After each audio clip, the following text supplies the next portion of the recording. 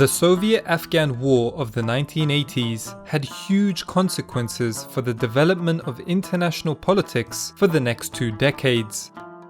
The Mujahideen insurgency, which originally rose up against the Afghan Communist government in 1978, now had the unenviable task of going toe-to-toe with a military superpower in the shape of the Soviet Union. The subsequent resilience and tenacity shown by the Afghan guerrilla forces stunned not only the Soviet forces, but much of the world. They were duly rewarded for their perseverance with an abundance of material and moral support from a number of pivotal allies. The 9 or so years of warfare has been argued by many to have had a significant bearing on the outcome of the Cold War. Not to mention the fact that it would go on to play a huge role in determining Afghanistan's fate until today.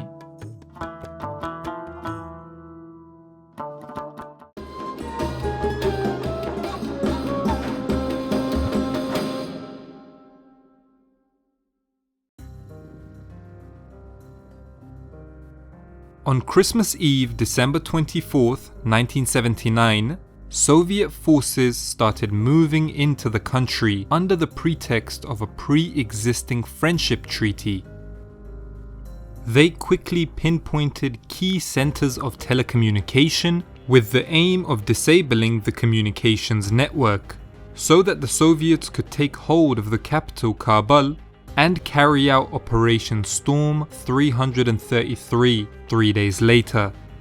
This was the name given to the operation under which President Amin was assassinated by Soviet Special Forces, aka the Spetsnaz, in the Tajbek Palace. The daring operation was a remarkable success, carried out in just 40 minutes. The very next day, the Soviets brought in Babrak Karmal, perceived to be a more moderate communist, as Afghanistan's new president. By the beginning of 1980, approximately 80,000 Soviet troops had poured into the country through 2 ground routes and 1 air corridor. Their instructions were to take control of the major urban centers and highways inside the country. The reaction of the international community was largely unanimous. No words, therefore, which I shall say today can fully convey the deep sense of disappointment and disillusion which the government and people of Nigeria felt when they heard the news of Soviet armed intervention in Afghanistan, a third world developing non-aligned country which posed no immediate threat to the peace and security of the Soviet Union. Most of the Islamic world strongly condemned the Soviet actions. Actually, the Soviet invasion does not represent anything but imperialist expansion, aimed at establishing and consolidating a communist rule against the will of the peaceful Muslim Afghan people. Whilst the United Nations General Assembly passed a resolution protesting against the Soviet invasion by a vote of 104 to 18. The Soviets stated that it was a legitimate intervention since they were obliging aid requested by the official Afghan government. However, the international community was not convinced by this. Why would President Amin invite the Soviets in to kill him and topple his government? The reaction of the Afghan people was similarly unanimous. The Soviet military's presence did not have the desired effect the Bolshevik high command was seeking. Instead of bringing security and stability, it invoked a deep-seated hostility to the idea of a foreign invasion within the Afghans. The British had had first-hand experience with the patriotic fervour of the Afghans during the 19th century. Now that Islam was also under attack, in the eyes of the Muslim population, there was no way that the Soviets could have the early withdrawal that they wanted. The unpopularity of this war amongst the Afghans served as the perfect recruitment tool for the Mujahideen groups, the most prominent of which established their headquarters across the border in Pakistan. Throughout the course of the war, roughly 6 million Afghans were forced to flee the country. That's around a third of the entire country. In fact, there are some that estimate that half of the world's refugees in the 1980s were Afghan, with more than 3 million moving to Pakistan, whilst around 2 million fled to Iran. These refugee camps, especially the ones in Pakistan, served as focal centers of recruitment for the cause of jihad. It should be specified that this migration was not merely an ideological reaction to the infidel Soviets. Rather, a significant amount of it was due to Soviet military tactics and practices. Initially, the situation was characterized by the Soviets being content with their enclave strategy. That is, they were committed to defending major cities and roads, whilst avoiding large-scale pacification campaigns in the countryside, which was largely controlled by the Mujahideen. But soon after, the Soviets started to favor more of an aggressive policy that went hand in hand with President Karmal's calls in 1982 for a campaign called From City to Village, which would try to extend communist control from the provincial centers out to the rural areas. Naturally, this led to an intensification of conflict. The Soviets would attack villages that they suspected of harboring the Mujahideen.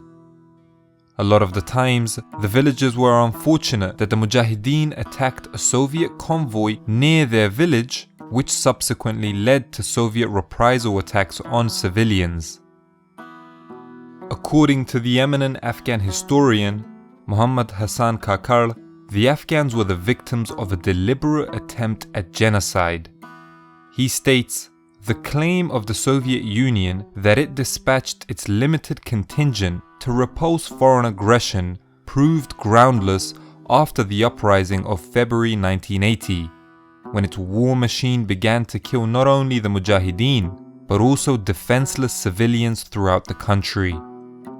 Frustrated by the tough resistance and their inability to suppress it expeditiously, the Soviets embarked on a program of genocide.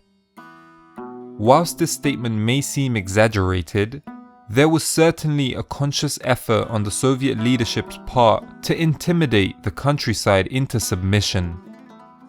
This included indiscriminate massacres, rape, forced depopulation, the destruction of crops and irrigation, leaving millions of mines scattered across the country, some of them being booby traps disguised as children's toys. In conjunction with this, the communist Afghan secret police, Khad, was also especially feared and despised throughout the country. Rather than breaking the morale of the Afghan people and Mujahideen, these heavy-handed tactics only served to reinforce their stubborn resistance.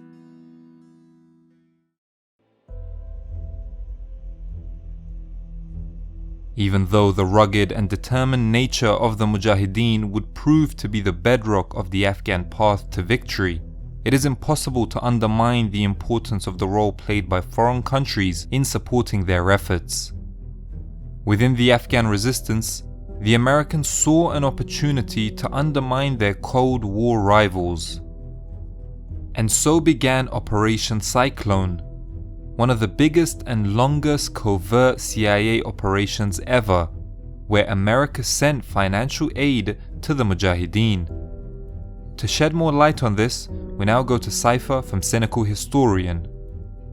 The United States and the rest of NATO immediately protested the Soviet invasion. 65 countries boycotted the 1980 Olympics, including communist China and Albania. The Warsaw Pact returned the favor by boycotting the 1984 Olympics in Los Angeles. President Jimmy Carter, in a startling flash of decisive action for once, began funneling funds to the Mujahideen, starting with $30 million. By 1987, that number rose to 630 million. American policymakers, like CIA Chief William Casey and Congressman Charlie Wilson, lobbied for this increase, which newly elected President Ronald Reagan was all too happy to authorize. Reagan was a Cold Warrior and used the Soviet occupation of Afghanistan to turn funding from welfare programs to the military in order to fight what he called the evil empire. During the 1985 State of the Union address, he said, "We must stand by all our democratic allies, and we must not break faith with those who are risking their lives on every continent from Afghanistan to Nicaragua to defy Soviet-supported aggression and secure rights which have been ours from birth. Support for freedom fighters is self-defense." This was the Reagan Doctrine, and it dictated U.S. support of the Mujahideen.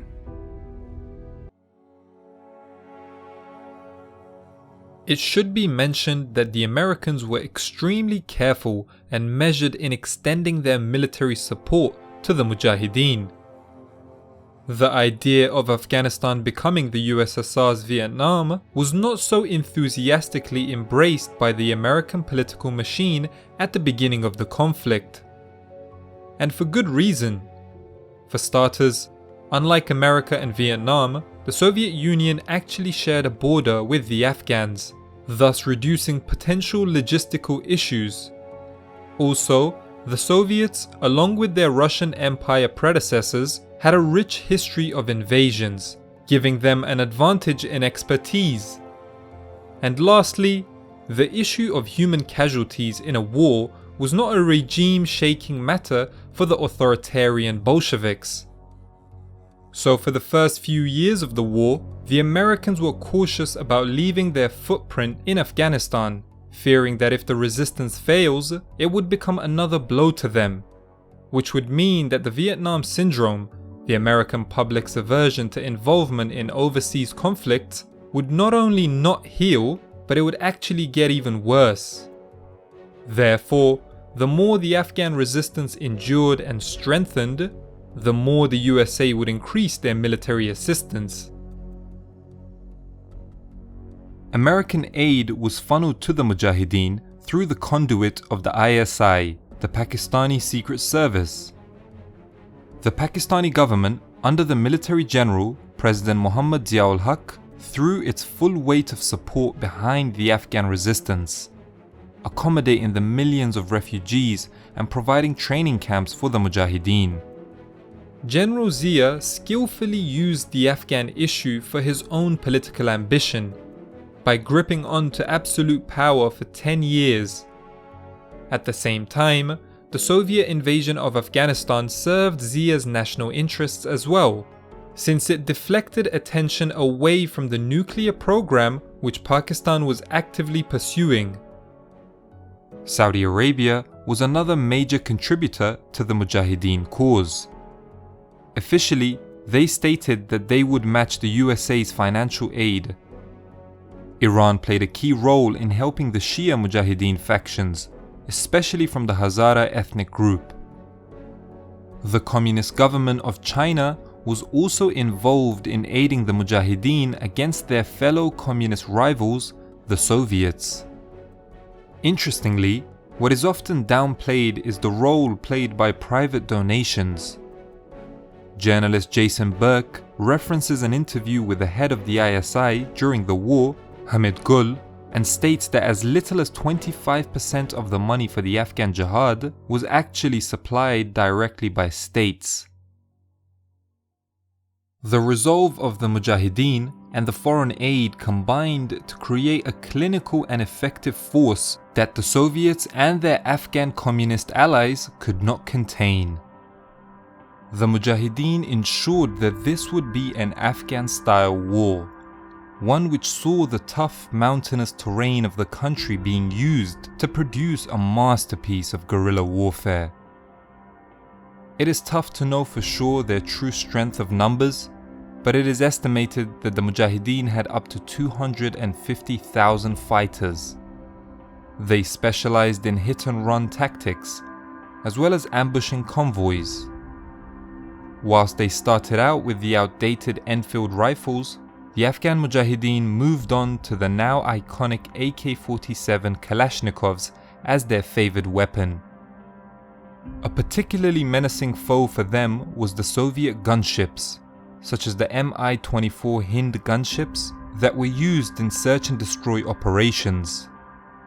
This issue was tackled by the Americans, who in 1986 started supplying the Mujahideen with Stinger missiles, which were heat-seeking missiles that were shot at Soviet gunships. Some analysts viewed the introduction of these surface-to-air missiles as a game-changer, going on to coin the term the Stinger effect, although their effectiveness is debated by others.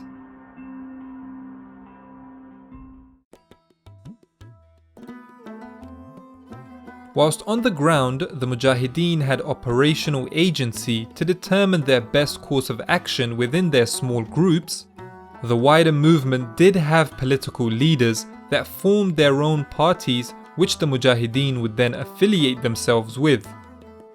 The Pakistani-based Peshawar 7 was by far the most important group of parties in the war effort. They were supported by America, Saudi Arabia, and of course, Pakistan. The most prominent party of the Peshawar 7 was the Hizb-e-Islami, an Islamist group led by Gulbuddin Hekmatyar. This group received the lion's share of the aid from America, Pakistan, and Saudi Arabia. But the group's leader, Hekmatyar, has received intense criticism throughout the years for being an extremist that was more focused on enlarging his own influence than the cause of defeating the Soviets. According to CIA officer Graham Fuller, he spent a lot more of his time fighting other Mujahideen than killing Soviets. He has been accused on numerous occasions of ordering assassinations and attacks on other Mujahideen factions during the war. In this regard, Hekmatyar is often juxtaposed with Ahmad Shah Massoud, a commander for the Jamiyat-e-Islami party. The charismatic Massoud was lionized by the Western media for his tactical brilliance in guerrilla warfare as the Lion of Panjshir. The Wall Street Journal published an editorial about Massoud in 1992 titled "The Afghan Who Won the Cold War." But Massoud's track record seems to be as murky as Hekmatyar's. Throughout the war, Massoud was criticized by other Mujahideen parties for making deals with the Soviets. In 1983, he signed a year-long truce with the Soviets where he agreed to not attack Soviet convoys on their way through the pivotal Salang Tunnel from Soviet Central Asia to Kabul. It is tough to understate the importance of the Salang Tunnel for the Soviets. According to General Gromov, the commander of the Soviet 40th Army in Afghanistan, Ahmad Shah could have turned Salang into a Russian graveyard just by throwing rocks.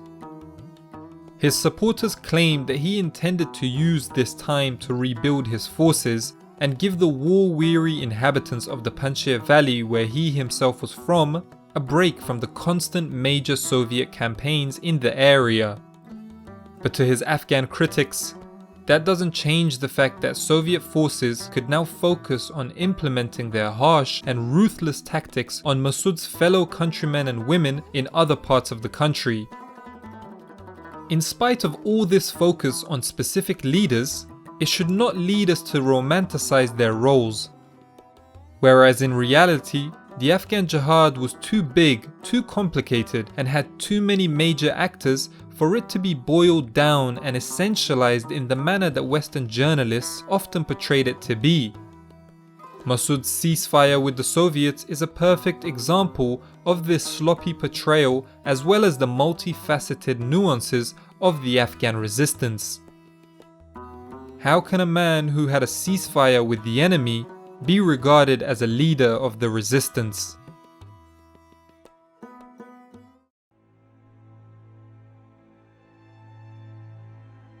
In 1985, the reformist Mikhail Gorbachev came to power in the USSR, and the Soviet need to exit Afghanistan gained fresh impetus. In preparation for their withdrawal, the Soviets gave greater responsibility to the Afghan Communist government. In 1986, they replaced President Karmal with Muhammad Najibullah, the former head of the Afghan Secret Service. President Najibullah was clearly given instructions to take a policy of rapprochement with the opposition that would bring an end to hostilities. A program of national reconciliation was put forward, and in 1987 a new constitution was ratified, which amongst other things showed a greater role for Islam in the political outlook of the Afghan Communist government. Already severely weakened by thousands of soldiers defecting every year, the Afghan Communist government welcomed the idea of a power-sharing scenario with the Mujahideen. But the notion of making peace with a weak puppet communist regime that was ideologically antagonistic to Islam was not enticing for the Mujahideen leadership. Regardless, Gorbachev had to find a way to withdraw from Afghanistan, which he described as a bleeding wound. Finally, in April 1988, the Geneva Accords were signed by Afghanistan, USSR, Pakistan, and America, securing the withdrawal of Soviet forces from the country. The Mujahideen leadership, however, was furious that they were left out of the Geneva talks. By February 15, 1989, the last Soviet soldiers had left Afghanistan. They had lost around 15,000 soldiers in the conflict. But the war took an especially heavy toll on Afghanistan. More than 9 years of fighting had left anywhere between 500,000 to 2 million Afghans dead. A third of the population was forced to flee the country, whilst there were more than 1 million Afghans displaced within the country. More than 2 million Afghans were left wounded, a number that was guaranteed to increase even after the Soviets pulled out, because they had left more than 10 million unexploded mines scattered throughout the country. If we consider that Afghanistan had a reported population of about 15 million before the war, we can see that the Afghan-Soviet War subjected most of the nation to becoming a casualty of some form. As for the future of the country, the words of a Soviet captain who served in Afghanistan would prove fateful. Children born in Afghanistan at the start of the war have been brought up in war conditions. This is their way of life. The aftermath of the Soviet withdrawal did not bring an end to war and conflict. In fact, it led to a number of key developments around the world. The USSR, already in the throes of a permanent decline, would collapse within 2 years, and all of its constituent member states would gain independence. As for the Americans, their interest in Afghanistan declined considerably now that their main strategic goal of dealing a blow to their Soviet counterparts was achieved. But it should be noted that up until the fall of the Afghan Communist government in 1992, the USA still sent hundreds of millions of dollars in aid money to the Mujahideen. Globally, it is hard to understate the importance of the Afghan-Soviet War to the prominence of militant Islamic fundamentalism that would come to define the 2000s. The most famous example of the link between the two was Osama bin Laden, and how the roots of his terrorist group, Al-Qaeda, can be traced back to the battlefields of Afghanistan, where he fought with the Mujahideen against the Soviet and Afghan communists. As for the Afghans, their woes and anguish were not over. It took 3 years of hard fighting for the Mujahideen to finally bring down the Afghan Communist government in 1992. Then, the world watched in horror as the Mujahideen groups immediately turned on each other and initiated a bitter 4-year-long civil war that saw the destruction of the capital, Kabul. And it was only brought to an end in 1996 by the emergence of the Taliban. 41 years after war began in Afghanistan, the country is still in a state of warfare today.